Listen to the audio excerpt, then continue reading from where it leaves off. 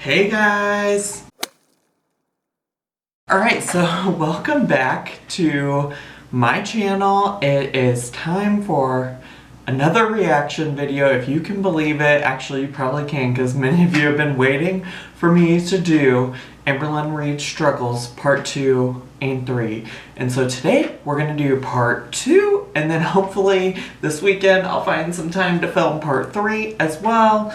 We'll see what happens. Now y'all, before I jump into this, Amberlynn has apparently wanted to make it very clear on her Twitter that she has not watched any of my videos, and that why would she want to align herself with somebody who just wants to use her name for views? I don't know. So I'm just like, girl, listen, you apologize to me only because you want me to stop making these videos, stop making any kind of videos, and girl, I'm not gonna. I enjoy watching your videos. I'm gonna keep watching your videos, and I'm gonna keep posting some reactions to them. Alright, okay? And let's not like kid around like Amberlynn isn't watching all of these videos, because you know she is. You know she's watching them. She's watching them just like she doesn't read those comments. Am I right? Okay? Alright? So that's, I think, all I have to say about that. So let's just jump into things, alright? Okay, so Struggles of Being Me Part 2. Here we go. Hey guys! Okay, so welcome to Part 2 of Struggling Being Me. So if you didn't see Part 1, you should definitely see it. It was the video that I uploaded yesterday. Okay, well also, so some people wanted me to comment, and I don't usually try to read what people have been saying about the new videos because I want this to be a raw, genuine reaction. But people want me to like comment on my thoughts about if she's wearing the same, or if it's the same day that she's shooting, or if like she tried to change clothes to trick us. Here's what I gotta say about that. I don't care. Who cares if she finally changed her clothes for y'all, right? Like, usually y'all's complaint is that she doesn't change her clothes, this, that, the other. She changed her clothes for y'all. Be happy. Alright, now let's jump in. So what this series is, it's a 3-part series of kind of the struggles I'm experiencing being a morbidly obese girl. And the reason why I am titling it Struggling Being Me is because these are the things that I experience, and I feel like there's a lot of, stereotypes regarding, people my size. So okay, but these haven't been stereotypes. They've been like symptoms of your obesity, not stereotypes. These have literally, for the most part, been like actual symptoms, things you should be worried about. Let's just be clear about that. Some that I experience almost on a daily basis. Some are embarrassing. Actually, let's be real, all of them are. So let's get to Part 2. So number 1 for this video is everything is a constant reminder of my weight. I feel like I am thinking about my weight 24/7, no matter what I'm doing. If I'm going to the restaurant, oh my god, am I gonna break the chair? Am I gonna fit in the booths? I go to someone's house, am I gonna make their floor creak? Am I gonna break their furniture? I go somewhere where it revolves a little bit of walking. Am I gonna pass out? Am I gonna die? I see my reflection in the freaking mirror and I'm just like, whoa. Girl, how is this not a wake-up call for you then? Makes me think about my weight. Honestly, absolutely everything. Number 2 is I get tired doing anything. I get tired doing anything. Even just sometimes I catch myself, even I'm just sitting and I have to take like a really deep breath, like I just got done walking. I'm like, girl, you didn't do anything. Like, do you think that would be an eye-opener? Yeah, to sure. Hurry up and drop this weight? But it's like, since I experience eating disorders, it's hard for me. It's a constant battle of wanting. Girl, if you are having a hard time breathing while you're sitting down, I'm like genuinely concerned. And didn't you also say you like want to go back and like get back into the gym? But if you can't, if you're having a hard time just sitting, like, what are you doing? To be someone else, but being trapped in like a disease. But yeah, I get tired walking. You are not trapped. Bathing. I get tired doing chores. I get tired doing anything. Like, it could be absolutely anything. And I'm just like, well, that was tiring. So number 3 is backhanded compliments. This is something I struggle with. Girl, stop. And the most stop. common people get that are my size is, you have such a beautiful face. And I'm just like, oh, well. What, girl, how are you? Only Amberlynn would be like, oh, I hate getting compliments. What? Girl, if somebody's telling you that your face is beautiful, say thank you and move on with your life. Like, it is not a bad thing for somebody to tell you that your face is beautiful. That is not a struggle, and I refuse to listen to any more of that. I mean, I'm going to, because that's what this video is about, but girl, it is not a struggle to receive a compliment. Thanks? Why can't you just call me beautiful? Why does it have to be, you have such a beautiful face? This is so— Girl! Because maybe it's your face that they find beautiful. Listen, not every part of my body is beautiful, but if somebody says, oh, Zach, you have such nice hair, I'm gonna say thank you. Thanks, that's really nice of you today to say that to me. Or if they're like, oh, I really like your eyes. I'm not like, oh, I'm struggling because I'm overweight and you don't think my stomach is beautiful. No, what? Something from high school that I will never forget. So as you guys know, I'm a lesbian, but what? During I had no idea. the time that I figured that out, I did go through a very, very large phase where I thought I was bisexual. It's just the phase, y'all. You think you're supposed to be with guys, it's the whole thing. That's a whole other story. But I did have a boyfriend, and his name was Nathan. And I was doing my makeup, and he looked at me and he said, I can't even believe I still dated him after this. He was like, if you were skinny, you would be the hottest and most attractive girl on this whole planet. And I was like, thanks, yeah, cool. Okay, that is a very different example though than what you just originally started this conversation out with. You originally started this out with, oh, I hate when people like tell me my face is beautiful. There is a difference in that, which is a genuine compliment, and somebody saying you'd be so hot if you were skinny. Those are two very different things, girl. Not the same at all. It's like a complete backhanded compliment. Or like if you're like hanging out and you're like, God, I wish I wasn't fat, and people are like, you're still beautiful. It's like, bitch, I never said I wasn't. Like, it's just like these like backhanded compliments that people just don't. Maybe. I don't think they realize that they're doing them, honestly. Number 4, I freaking hate. I can't wear jeans and I can't wear high heels. I want to be able to wear both because I love high heels. Like, ooh, girl. When was the last time you wore a high heel? Outfit, like, when? Oh, tell me when. Tell me when. I can't wear anything with a heel. Not even like this. Not even like this, because that shit hurts my feet. Because I'm holding up. Girl, you've been abusing those flats though. You've been abusing those flats. Feels like it's like this big, and that's not even exaggeration. So that really sucks, and I can't find any jeans that fit me. Not even Torrid has jeans that fit me. I can't even tell you what size jeans I wear. So that's why I wear black stretchy pants, and thankfully they go with anything. I have probably 10 pairs of the exact we are aware. Pants. We are aware. Because the dogs here love me. Okay, that's a good thing. But they're putting holes in my pants because they're so thin and stretchy that they're naked. Is that where those holes have been there longer than those dogs have been here?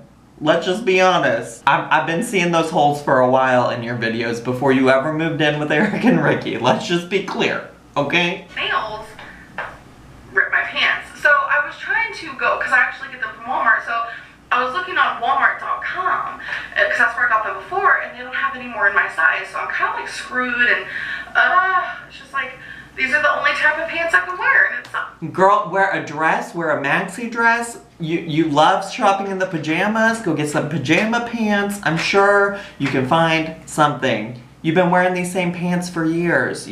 Also, this goes back to my last video. Just stop shopping at Walmart. You're not gonna find cute clothes at Walmart, girl. Ain't nobody skinny, tall, short, fat. Ain't nobody getting cute clothes from Walmart. Sucks. So number 5 is walking anywhere is hard for me.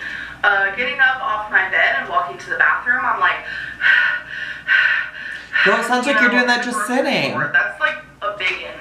That is a biggin. So hard for me, and I don't expect anyone to understand. Like, my back is in excruciating pain, which I talked about that in part 1, you know, why I have back problems. And just amongst the pain, I can't breathe. So that's why I've been using, you know, little Walmart scooters, and You've been using those for a while though, let's be honest. Oh my god. And when I go to the mall, like, I literally only go to a few stores, and in between each store, I'll sit for like 10 to 15 minutes and take a break. Because walking is so hard. So what are you going to do about that? It's just getting harder and harder with every pound that I gain. And people take walking for granted. People take most of these things for granted that I have to deal with on the daily.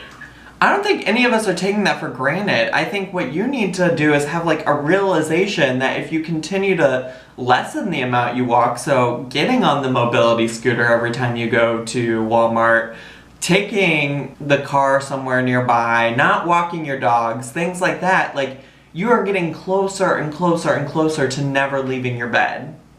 I just want to put that out there. This is a warning sign. This is not like normal people, like this is, so there's struggles that I think fat people have. I talked about this in the last video. I think there are struggles that fat people have where society doesn't make things for them, doesn't make things accessible for them. This is on you. This is about you specifically. You need to take ownership of this and do something about this. You need to walk, you need to go see a doctor, you need a personal trainer, somebody who can work with you to help you overcome some of these ailments. Like, you are on the road to bed bound. So number 6 is like kind of like, oh my god, this is so embarrassing. Why did I even add this to the list? So because you want views. So I'm able to put it in the washer just fine. But Becky has to get it out of the washer for me. The question is why? Oh my god, it's so embarrassing. So since I am a shorter girl and I have really short arms, but my stomach is huge, and the washing machine goes down very deep. I can't, one, reach my arm in and bend down and grab my laundry because my stomach is in the way. I know it's not just because I'm short, it's because literally my stomach is in the way. I can't even do my own laundry fully by myself. Like, that's ridiculous. Like, agreed. Agreed. Being me. Number 7 is what I've experienced a lot. One size fits all is a complete lie. That's just not true. I know when, you know, companies are making these clothings, they're not thinking that a 500-pound woman is gonna go buy it. But I feel like saying one size fits all in the society we live in today, in the generation that we live in today, is a freaking lie. I mean, back in the day... It's a lot, y'all. First of all, why, if you know that it is not gonna actually fit you, why do you care then? Don't buy it. Don't buy it.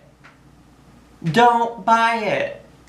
Of course, go for it. Write it on there, because there probably wasn't the epidemic of obesity as it is now. But one size fits all? No. How about one size fits many? I don't know. But it's just... Actually, a lot of companies do say one size fits most. I just want to be clear. Like, a lot of them say one size fits most. So breathe in and out, girl. If it says one size fits all and it doesn't fit you, don't buy it.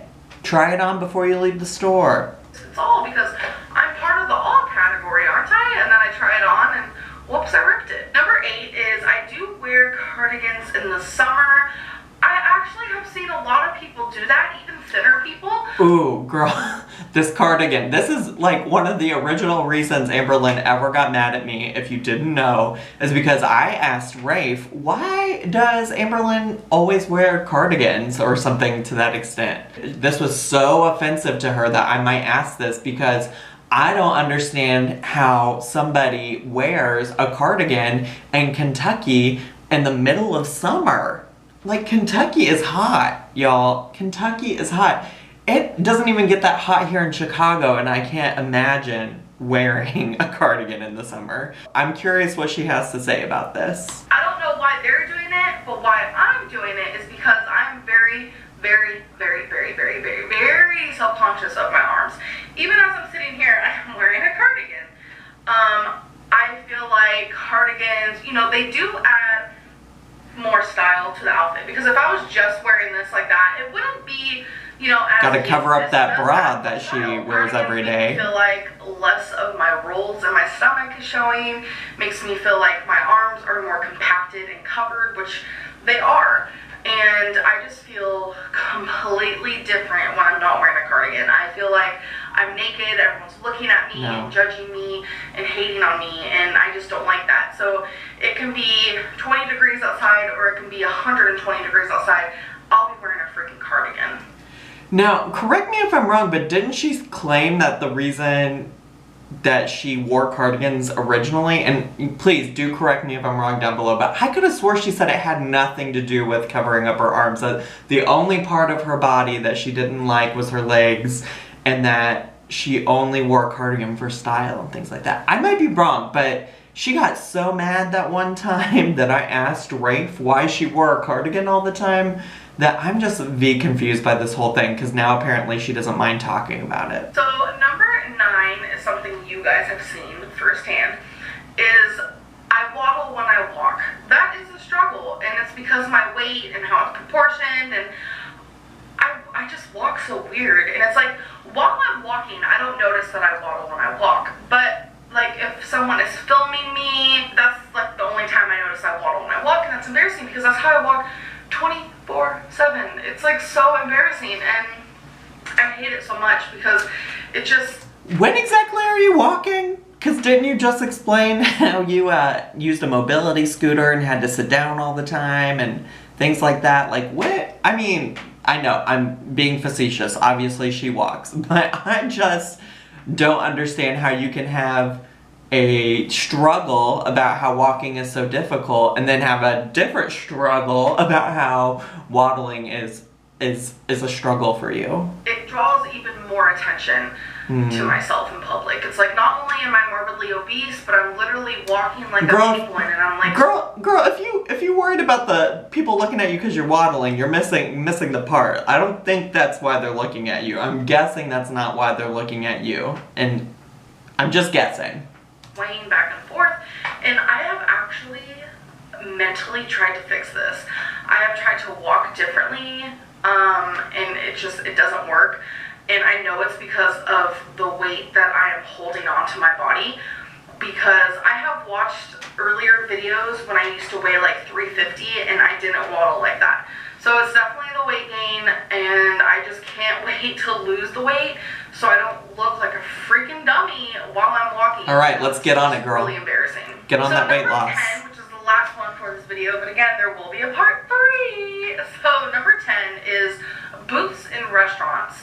I don't think... Did she say boots in restaurants? I mean, I'm pretty sure she meant boots, but I swear I heard boots, because I was like, girl, why didn't you just include boots with the high heels struggle? But she said booths, like with an H on the end? Fit in really any of them, and the only time I can ever fit in a booth is if we're on an end booth and I can push the booth back.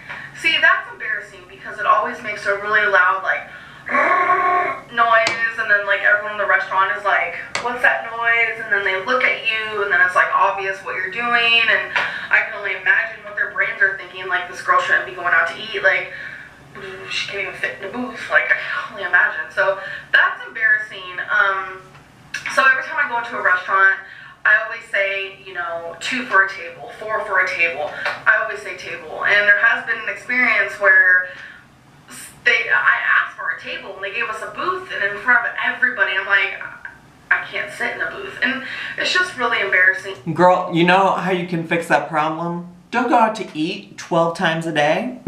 Simple, easy, and just don't do it. Just eat at home until you lose enough weight to feel comfortable going and sitting down in a booth or a table. Like, you already also mentioned that you're afraid you're gonna break chairs at restaurants, so save yourself some trouble and just don't go out to eat. It's easy.